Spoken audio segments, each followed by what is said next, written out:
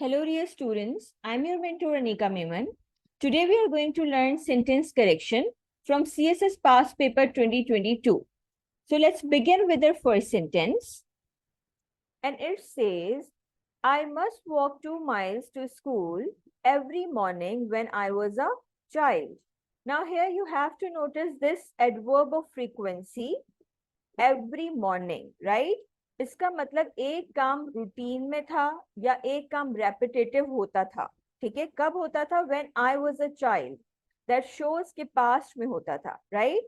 सो past repetitive actions या past routine works के लिए हम यूज करते हैं पास्ट सिंपल टेंस और यूज टू, राइट? सो पहले हम पास्ट सिंपल टेंस में सेंटेंस को देख लेते हैं कैसे होगा.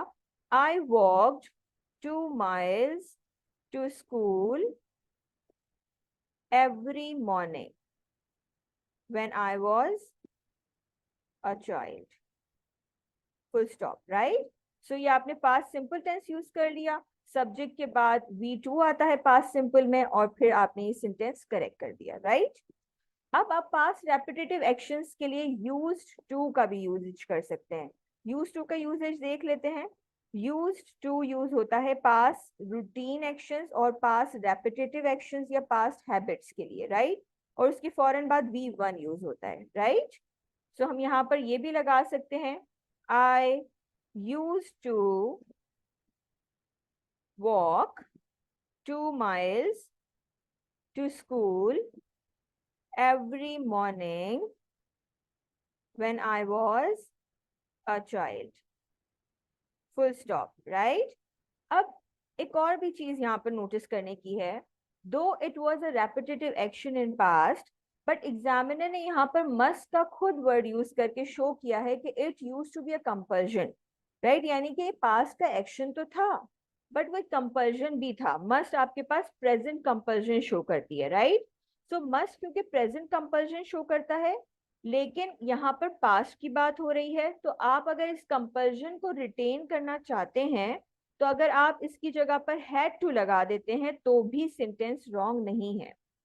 आई had to walk 2 miles to school every morning when I was a child.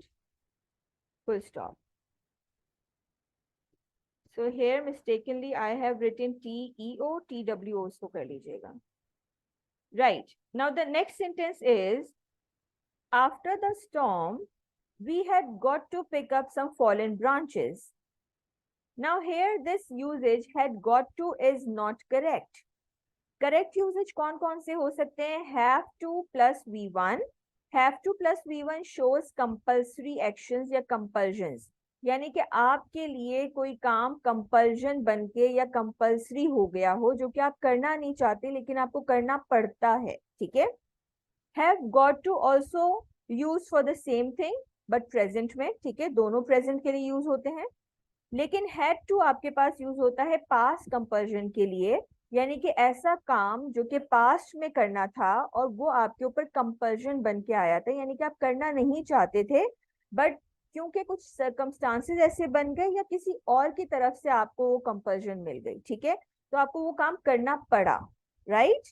सो आपके पास ये तीनों यूजेज हो सकते हैं instead of had got to, right? हम हैव टू भी लगा सकते हैं हैड गॉट टू की जगह पर, क्योंकि इस सेंटेंस में पूरे में कोई और वर्ड नहीं है दैट इंडिकेट्स कि ये पास्ट टेंस का सेंटेंस है एक्सेप्ट दिस वन, राइट? सो आप हैव टू के साथ भी करेक्ट कर सकते हैं, हैव गॉट टू के साथ भी, हैड टू के साथ भी, राइट? हम यहाँ पर जो मोस्ट अप्रोप्रिएट इसमें से है हम उसके साथ करेक्ट कर लेते हैं. आफ्टर द स्टॉर्म, क्योंकि पास्ट टेंस में जुमला दिया हुआ है हम पास्ट टेंस में ही इसको करेक्ट कर देते हैं. We have to pick up some fallen branches, full stop. So this is your correct sentence. This is the third sentence. You are not well and I wish you feel better soon. Now there are two minor changes. अच्छा, यहाँ तक sentence जो है you are not well, यहाँ तक तो ये correct है बट उसके बाद कॉमा आ जाएगा बिकॉज आपके पास एक क्लॉज खत्म हो गई है. and before starting the next clause or before writing this coordinating conjunction हम कॉमा पुट करेंगे, ठीक है।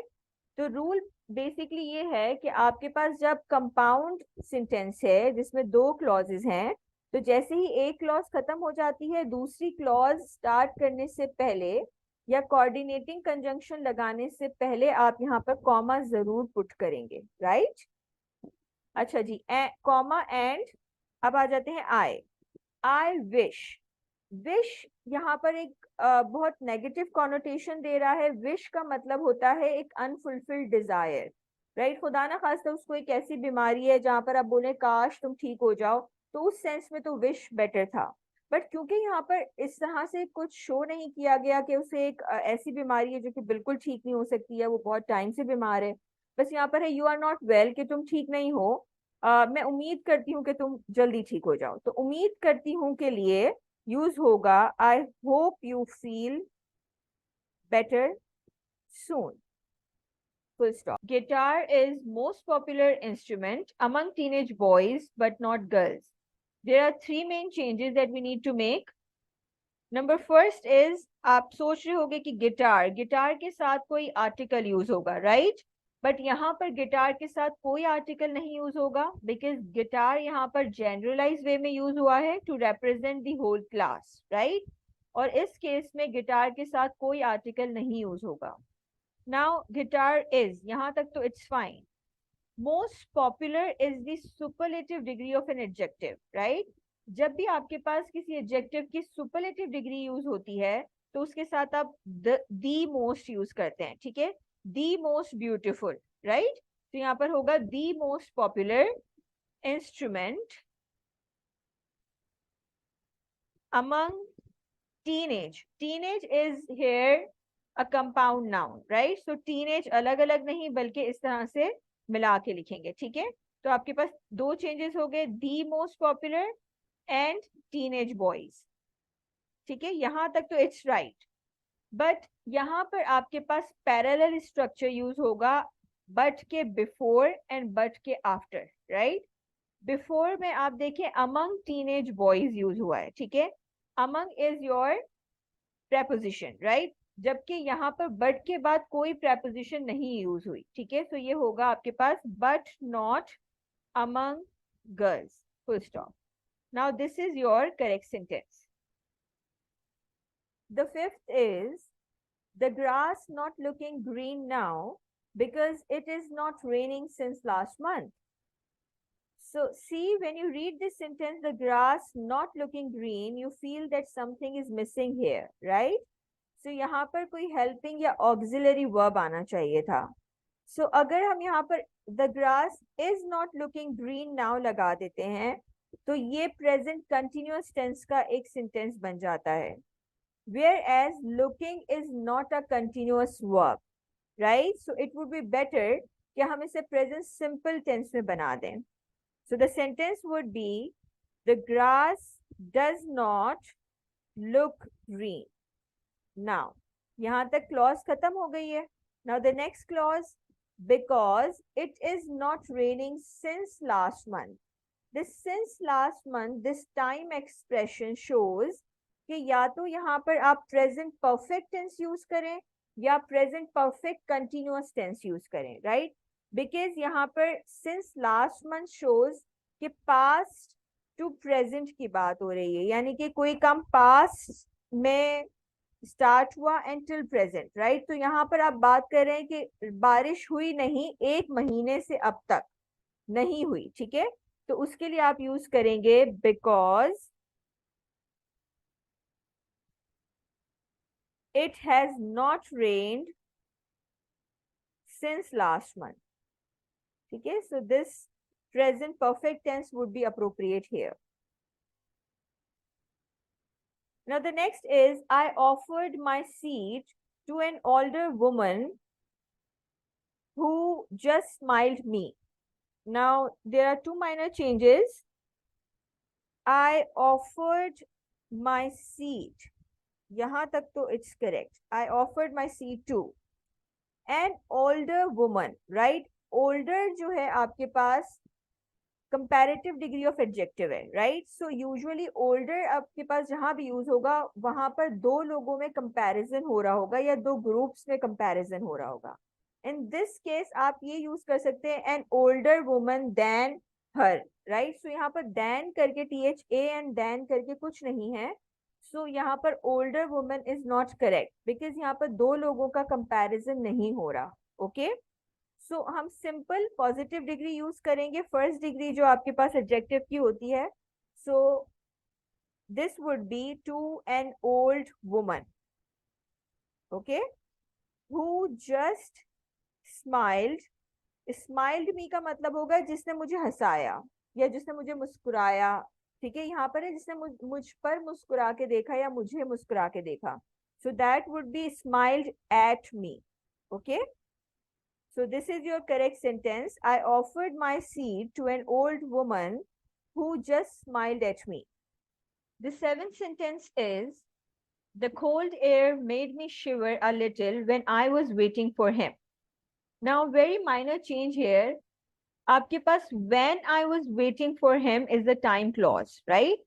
जब आपके पास time clause यूज होती है और उसमें आपके पास कोई भी continuous tense यूज होता है, like in this case past continuous tense use हुआ है, तो आपके पास यहाँ पर when के बजाय while आता है, right? So simple आप इसको correct कर लें. The cold air made me shiver a little while I was waiting for him. Full stop. Now this is your correct sentence. Next is, she packed her bags, carried downstairs, and put the back seat of her car. Now here, let's correct it. She packed her bags, comma. यहाँ तक तो it's fine. Carried downstairs. Carried what? Okay? अब वो अपने bags जब उसने pack किए तो ऑब्वियसली बैग्स को वो डाउनस्टेयर्स लेके गई है ना. सो बैग्स के लिए जो हम प्रोनाउन यूज करेंगे वो होगा देम. ठीक है, because it's plural. So carried them downstairs and put the back seat. Put what, right? Again them. ठीक है, क्योंकि वो बैग्स लेके गई है तो डेफिनेटली बैग्स को ही रखेगी. Put them where, right? The back seat तो है in the back seat, right? In the back seat of her car. Full stop. Now this is your correct sentence. I hope this lesson has been fruitful for you.